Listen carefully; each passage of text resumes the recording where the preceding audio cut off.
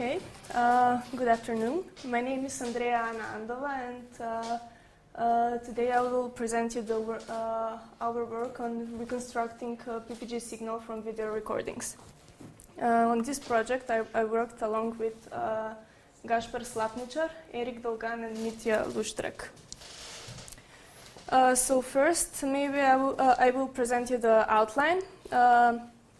I will present you the motivation behind this project and then the description of the problem.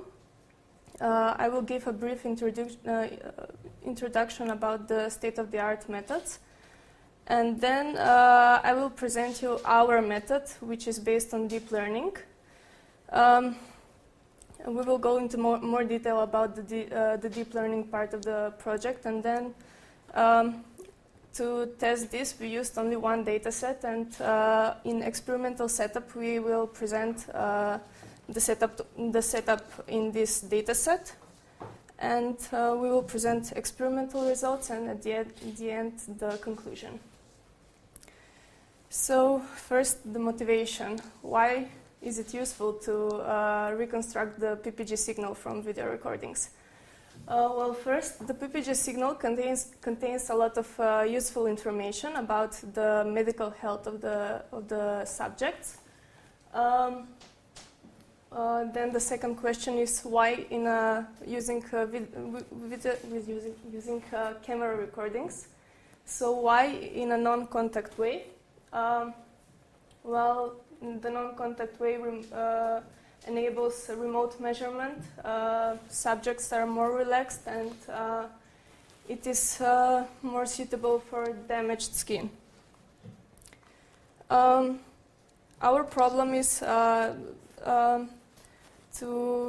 define the problem. We have this subject that is based in front of a camera, and the environment should be well lightened and with constant light, and then we will record the face of this subject, and using these recordings we will get the PPG signal. Afterwards, using this PPG signal, we will also measure the physiological parameters. Now, there are a lot of state-of-the-art methods. But most of them are grouped into two different categories. One is color-based methods, and the other one is movement-based methods. The color-based methods extract the skin pixels and then analyze the changes in the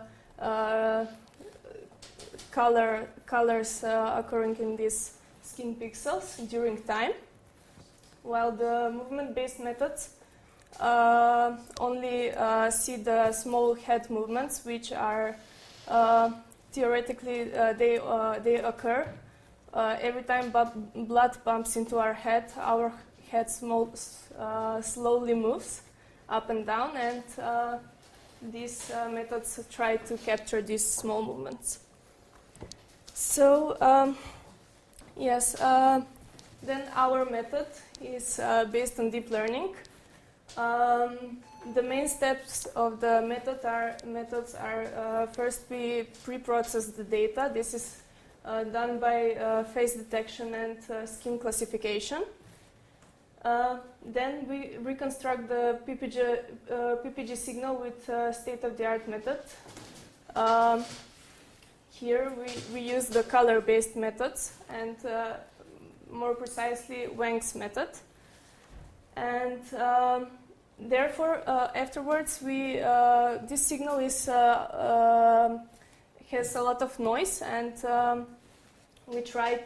using deep learning, we try to emphasize the PPG-ness in the signal.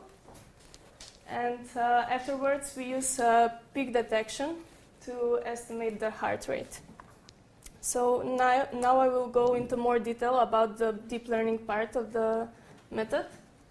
So as an input, we get the result from one of the state-of-the-art methods. We use a time frame of 5 seconds, and we try to predict the next sample in the original ground truth PPG signal. It is because the sampling frequency is 20. The 5 seconds frame will have 100 samples. So we can see here that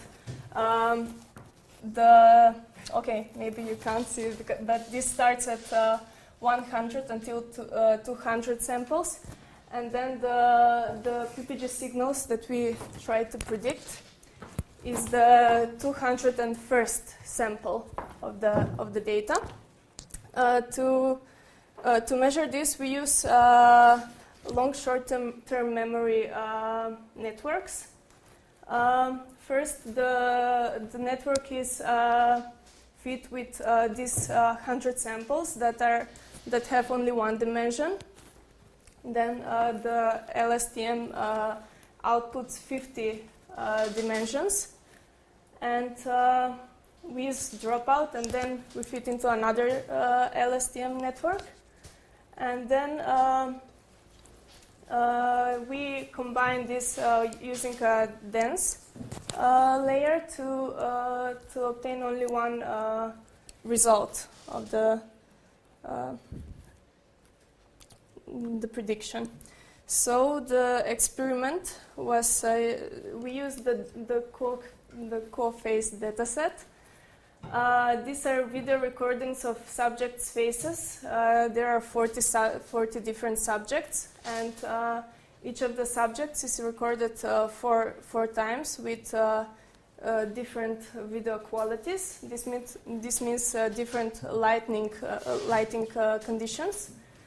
So the face of the subject covers approximately 180 times 180 pixels. This is much smaller than the videos used in the state-of-the-art methods.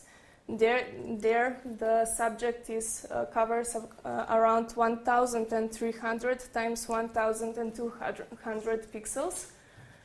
And but those data sets are not publicly available, so we used this one. And then this data set also has physiological parameters like blood volume, pulse, breathing rate, and PPG signal. The PPG signal is the ground truth PPG signals is recorded using fingertip PPG sensor. Well, these are our results. The first two columns present the mean absolute error and the mean squared error between the ground truth signal and the resulting signal from the method. The mean absolute error about the heart rate is detected in this way. We measure we count the peaks in each of these signals, and then we use mean absolute error to calculate this final column. Here is one graphical representation of the experiments. On the left side, the color-based methods are presented. On the right, the top right, the movement-based methods are presented, while on the right bottom part, the output of our algorithm is presented. This might not be so informational because we cannot see the whole 160 minutes and present them. So to conclude, we developed a deep learning based method for reconstructing PPG signals. our method enhances existing PPG reconstruction methods, and it is evaluated on the Koch-Weiss dataset. And the results are better than the other state-of-the-art methods, but however, they are still too much noisy and cannot be used to measure physiological parameters. In the future work, maybe we can combine several state-of-the-art methods. And also another option is to use end-to-end neural networks, where we, as input, we have the skin pixels, and then the output is the ground truth PPG signal. Another option is to find additional data sets which have better video qualities. So thank you for your attention, and if you have any questions.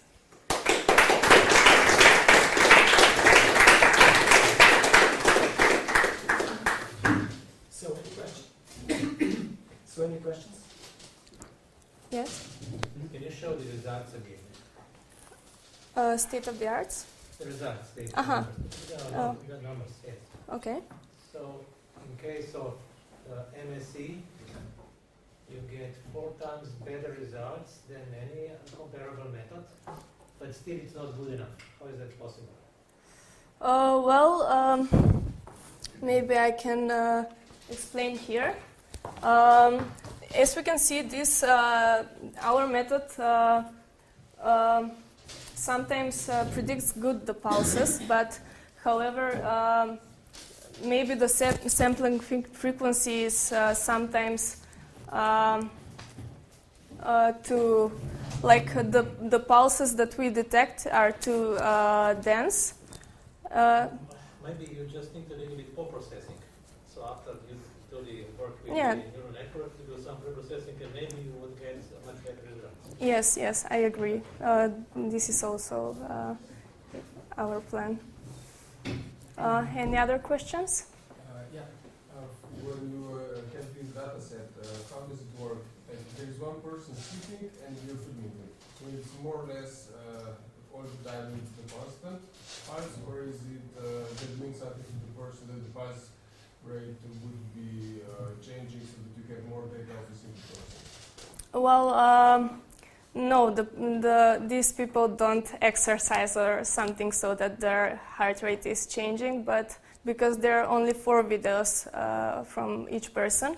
But however, there are 40 different subjects, and each of them have different average pulse, so it's still different for everyone. But still, this probably means that the heart rate would be like incidentally, so it's from 60 to 80 somewhere. So you would not get more than days people with 150 pulse, which is something good to get that when you're exercising. Yeah. This data set has a lot of downsizes, but it's the only one available. So.